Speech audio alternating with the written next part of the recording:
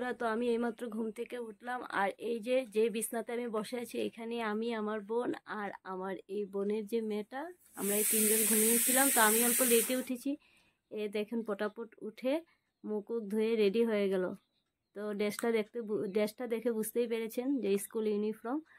আর এবার খাচ্ছে জল, আর সঙ্গে আছে থানকুনি। কি খাচ্ছ তুমি?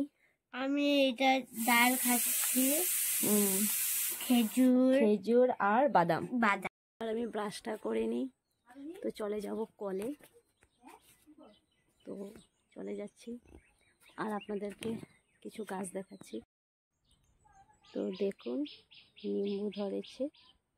তো এইভাবে ক্ষেতের ফল দেখতে খুবই ভালো লাগে। গেলাম, আর দেখুন আমার জন্য চা রেডি, লাল চা, বিস্কুট। আর এদিকে দেখুন এ খাচ্ছে ভাত। বাই।